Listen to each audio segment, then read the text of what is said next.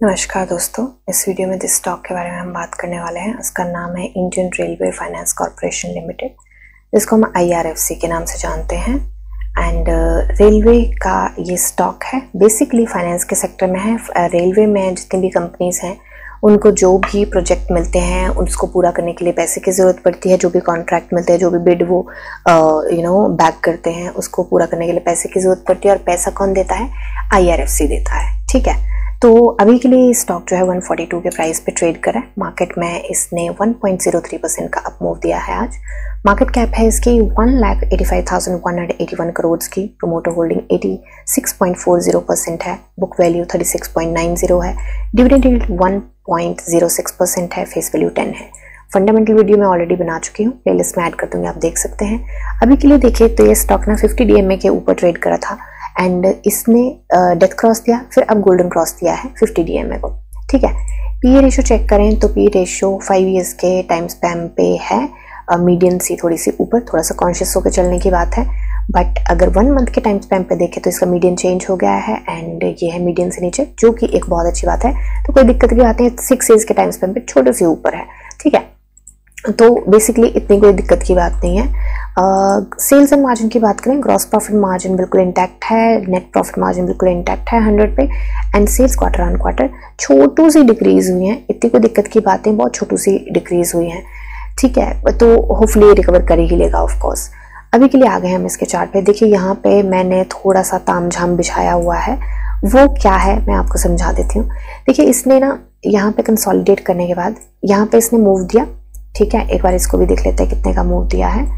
तो यहाँ पे इसने मूव दिया लगभग 67% के आसपास। ठीक है, और इसने उसके बाद किया कंसोलिडेट। देख लेते हैं कितना टाइम किया इसने कंसोलिडेट। यहाँ पे काफ़ी टाइम किया है। मूव देने के बाद का देखेंगे हम, तो मूव देने के बाद इसने किया लगभग सॉरी ये मैंने गलत पिक कर लिया। मूव देने के बाद इसने किया है यहाँ पे लगभग जस्ट अ सेकेंड 235 डेज का कंसोलिडेशन पीरियड में ये क्या, उसके बीच में भी छोटा सा मूव मिला है। वैसे इसको भी अगर हम काउंट करें तो मुझे लगता है हमारा जो एनालिसिस है वो थोड़ी सी फिट बैठती है। थोड़ा सा यहाँ पे पेशेंस रखनी पड़ेगी थोड़ी सी, क्योंकि यहाँ पे काफ़ी डिटेल में एनालिसिस है। तो ये देखिए, इसको चेंज कर देते हैं हम। यहाँ पे देखिए, अब एक पैटर्न बताती हूँ मैं आपको। यहाँ पे इसने मूव दिया 47-50% के आसपास। तो उसने कितने दिन यहाँ पे रेस्ट किया? 81 डेज। फिर इसने यहाँ पे मूव दिया। यहाँ पे इसने मूव दिया 187%। फिर इसने रेस्ट किया कितने दिन? 87 डेज। फिर इसने मूव दिया और कितना दिया? 157%। एंड फिर इसने वेट किया, कितना टाइम वेट किया? 84 डेज। 84 डेज अब वेट के हो चुके हैं। हो सकता है फिर से ये मूव के लिए तैयार हो। देखिए अभी वैसे ये क्वाइट सिली भी लग सकता है कुछ लोगों को, बट ये एक पैटर्न जो है वो मैं रीड कर रही हूँ। हो सकता है कि मैं यहाँ पे थोड़ी स्टुपिडिटी कर रही हूँ, बट दैट्स ओके, एनालिसिस है।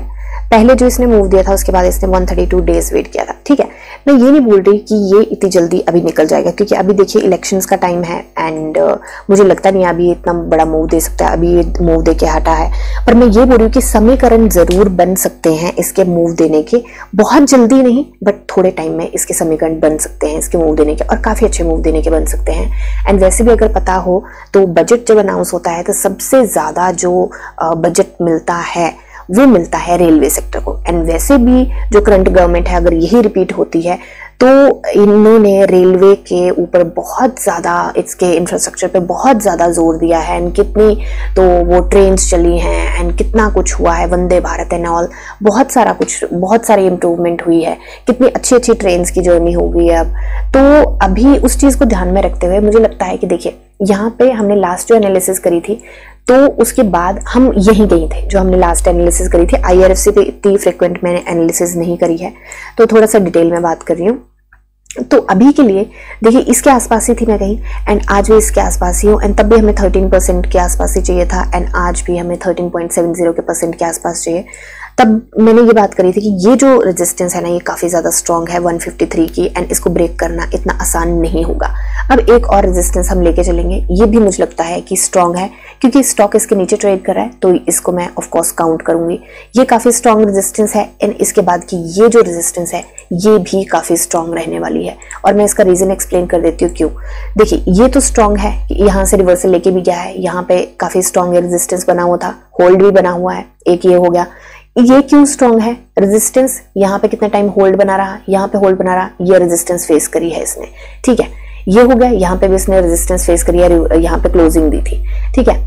इसको देख लेते हैं, तो यहाँ पे देखिए होल्ड इसके आसपास बनाया है इसने, एंड यहाँ पे भी कितनी ज्यादा रेजिस्टेंस इसको फेस करनी पड़ी है। यहाँ पे इसने स्ट्रॉन्ग सपोर्ट बनाया था, ये स्ट्रॉन्ग रेजिस्टेंस बनी थी। तो ये सारी जो है ना, ये ऊपर वाली तो पता ही है कि स्ट्रॉन्ग है, तो ये सारी जो है ना काफी स्ट्रॉन्ग रेजिस्टेंस है यहाँ पे। ये हम टारगेट लेके चले हैं 13.70% का, कि 160 के आसपास ट्रेड करता हुआ हो सकता है इस मंथ के एंड तक। ये मुझे टारगेट थोड़े से अनरियलिस्टिक लग रहे हैं, अभी मैं इनको टारगेट को थोड़ा सा कम करूंगी। इसके रीजंस ये हैं क्योंकि ये तो स्टॉक ना अपनी बहुत सारी स्ट्रॉन्ग रेजिस्टेंस से होके जाने वाला है, हालांकि इसका प्राइस बैंड जो है वो 20% का है, बट फिर भी इतनी सारी रेजिस्टेंस है, हो सकता है एक शॉट में कंप्लीट कर जाए। अगर हो गया तो हम ऑफ कोर्स इसको रिवाइज कर ही लेंगे, कोई दिक्कत की बात है ही नहीं, ठीक है। पर अगर नहीं हुआ तो उस चीज को थोड़ा सा रियलिस्टिक लेके चल रही हूँ। क्यों? रीजंस ये हैं, RSI बड़े अच्छे पॉइंट पे है, ये रिवर्सल दे सकती है, बहुत अच्छे मूव भी दे सकती है। मेरा मेन रीजन क्या है इसको कम करने का, क्योंकि ये चल रही है वॉर की स्थिति। आपको पता है कि इजराइल एंड ऑल की वॉर चल रही है। अगर कोई ऐसी न्यूज आ जाती है तो हो सकता है कि मार्केट थोड़ी सी और टूटे। ये इसका स्ट्रॉन्ग सपोर्ट बनता है 133.60 का, इसको अगर ब्रेक करती है तो ये वाला सपोर्ट आता है, एंड इसको अगर ये ब्रेक करता है हमें यहाँ पे हॉल्ट मिल सकता है 124 के आसपास। हो सकता है यहाँ से रिवर्सल है, नहीं तो हो सकता है कि नीचे भी स्टॉक हमें देखने को मिल सकता है। 20% का प्राइस बैंड है, ये एडवांटेज है तो डिसएडवांटेज भी ऑफ कोर्स है, बट स्ट्रॉन्ग है स्टॉक, इतना मुझे लगता नहीं टूटेगा, बट यू नेवर नो, ठीक है। हो सकता है सस्टेन ना करे, रिवर्सल लेके वापस आ जाए। तो अभी के लिए फ्रेश एंट्री की बात करें तो मुझे लगता नहीं है फ्रेश एंट्री बनानी चाहिए। बिल्कुल अपने स्ट्रॉन्ग रेजिस्टेंस पे ट्रेड करा है, स्ट्रॉन्ग सपोर्ट बिल्कुल पास है। कल की छुट्टी है, रामनवमी है, एंड सभी को बहुत बहुत शुभकामनाएं रामनवमी की। तो उसके बाद 2 दिन का ट्रेडिंग सेशन है हमारे पास, थर्सडे एंड फ्राइडे। अगर हम कोई एंट्री बनाते ही हैं अपने इसको लेके कि हाँ चलो थोड़ा बहुत रिस्क ले लेते हैं, तो अगर हम मूव मिल भी गया तो हम फ्राइडे को बेच नहीं पाएंगे, क्योंकि हम अब अलाउड नहीं है, T+1 है, तो हम बेच नहीं पाएंगे। तो अगर सैटरडे और संडे को कोई ऐसी न्यूज आ गई वॉर को लेकर तो दिक्कत हो जाएगी, ठीक है। तो बिल्कुल सेफ इन्वेस्टमेंट जो है उसको लेकर ध्यान में लेके मैं चल रही हूँ। यहाँ पे जो लॉन्ग टर्म टारगेट है वो मैं लेके चल रही हूँ 15 मई का। इसको टारगेट को मैंने नीचे किया 170 के आसपास लेके आई हूँ। इस टारगेट को 15 मई तक मुझे लगता है यहाँ तक ट्रेड कर सकता है। बाकी अगर हमारा ये जो हमने बनाया है यहाँ पे सारा तामझाम, ये स्टेयर्स जो बनाई है, अगर ये हमारा फिट बैठता है तब तो मुझे लगता है कि जल्दी ही कुछ मूव देने की तैयारी में हो सकता है। बट अभी थोड़ा सा मेरे को वो दुविधाजनक लगता है। मुझे लगता है कि थोड़ा सा वेट कर सकता है, थोड़ा सा कंसोलिडेट कर सकता है। मुझे लगता है कि कम से कम इस महीने तो मुझे लगता नहीं है कि मूव दे सकता है अभी। एंड ऊपर से क्वार्टर रिजल्ट भी आने वाला है, तो उसका भी वेट कर लेते हैं थोड़ा सा, होपिंग कि अच्छा रिजल्ट आए। सो लेट्स सी क्या होता है, ठीक है। तो ये मेरी एनालिसिस है। एक बार इस पे BSE पे चल लेते हैं। यहाँ पे न्यूज आई है, न्यूज बेसिकली कोई भी नहीं है ऐसा जो इसके प्राइस के अप डाउन मूव में फर्क डालेगी। आप BSE पे खुद भी देख सकते हैं, सारी की सारी न्यूज वो है जो क्वार्टर एंड होता है या फाइनेंशियल ईयर एंड होता है, उसको जो फॉर्मेलिटीज होती है वो वाली न्यूज है, ठीक है। तो ये मेरी एनालिसिस है, कोई बाय सेल होल्ड की रिकमेंडेशन नहीं है। आप अपनी एनालिसिस कीजिए, जानी समझी पढ़िए और फिर इन्वेस्ट करिए। मिलते हैं नेक्स्ट वीडियो में, तब तक के लिए शुक्रिया and happy investing. Hi, so starting में हमने डिस्क्लेमर दिया था कि वीडियो के एंड में कुछ न्यूज़ है। सो जल्दी ही हमारे चैनल पे जहाँ पे ये आ रहा है वीडियो, यहाँ पे और भी चीज़ें आने वाली हैं, जैसे कि सो बेसिकली मैंने कुछ वीडियोस में बताया है कि हम कोर्सेज पे काम कर रहे हैं।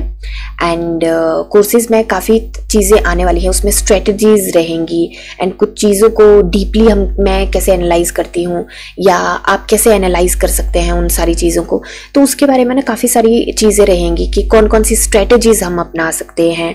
तो बेसिकली मैं अभी थोड़ा छोटी सी मैंने एक चीज करने की कोशिश करी है, जो कि है बेसिकली जब मैंने 8 साल पहले यहाँ पे स्टार्ट किया था, जो सीरियसली स्टार्ट किया था मैंने यहाँ पे करना, इसमें शेयर मार्केट में, स्टॉक मार्केट में।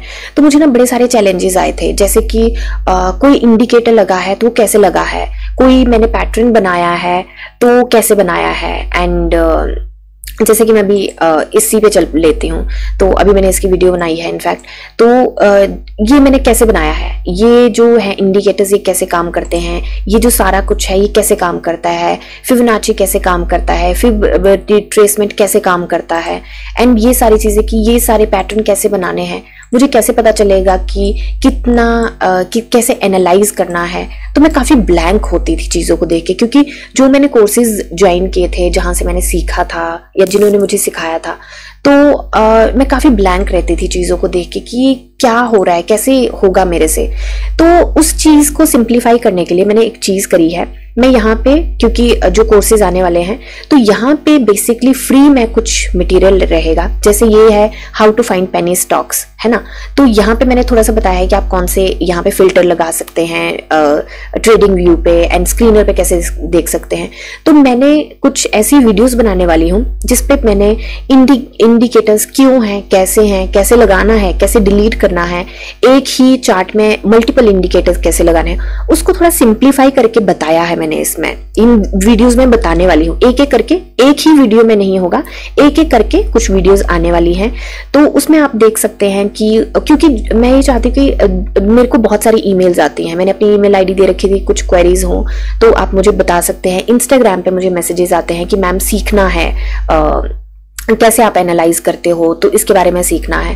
तो उसको मैं सिंप्लीफाई करना चाहती हूँ ताकि जब आप कोर्स ज्वाइन करें, यहाँ पे जो भी कोर्सेज आने वाले हैं, क्योंकि वो थोड़े से एडवांस होंगे, तो मैं ये चाहती हूँ कि जब मैं वो कोर्सेज में इंडिकेटर लगाऊं कोई, या कोई भी ऑसिलेटर लगाऊं, तो आप ना जीरो से स्टार्ट ना करें, और आप ये ना हो कि ब्लैंक हो कि ये ऑसिलेटर क्या होता है, ये इंडिकेटर क्या होता है, या फिर मतलब कि बहुत सारे मतलब ऐसी चीजें होती हैं कि जिसको लेके कि ये लाइन क्यों लगाई है, ये अप ट्रेंड में, क्योंकि अप ट्रेंड में भी डाउन ट्रेंड देखना, उसका रिवर्सल देखना, बहुत सारी ऐसी चीजें, तो आपको ना आप ब्लैंक ना हो, तो वो सारी चीजें एंड कैसे स्क्रीनर पे ढूंढना है, कैसे ट्रेंडी लाइन पे देखना है चीजें, कैसे उसका डेटा देखना है, फंडामेंटल एनालिसिस जो होती है वो कैसे करनी है, तो उसके बेसिक्स जो है ना यहाँ पे फ्री में रहेंगे। 2 सेक्शन बनेंगे, एक बनेगा कैंडलस्टिक पैटर्न का, उसमें मैं थोड़ा सा कैंडलस्टिक के बारे में बताऊंगी डिटेल में, ऑफ कोर्स उसमें होगा कोर्सेज में, बट कैंडलस्टिक पैटर्न्स में वैसे सोच रही हूँ कि मैं सारा यहीं पे कवर करूंगी, जो फ्री में अवेलेबल रहेगा वो रहेगा, एंड एक टूल्स का रहेगा जिसमें टूल्स में डिटेल में बताया होगा स्क्रीनर कैसे यूज करना है, ट्रेंडी लाइन कैसे यूज करना है, फिर जैसे ASM लिस्ट का कैसे देखना है, जो प्राइस बैंड चेंज होता है उसका कैसे देखते हैं, एंड जैसे कि ट्रेडिंग व्यू कैसे यूज करना है। उसमें अगर आप हो सकता है कि कोई इंट्राडे कर रहे हो, तो अभी इंट्राडे पे मैं फोकस नहीं कर रही हूँ, बट आने वाले टाइम में ऑफ कोर्स करूंगी। तो इंट्राडे में उस पे जैसे आप फॉर एग्जांपल आप कुछ कर रहे हो एंड आपने अपना कुछ ट्रेड लिया है, तो उसके ऊपर कैसे आपको अलर्ट्स लगाने हैं, अपनी वो विश लिस्ट कैसे बनानी है, वॉच लिस्ट कैसे बनानी है, तो ये सारी चीजों को ना मैं कवर करने वाली हूँ।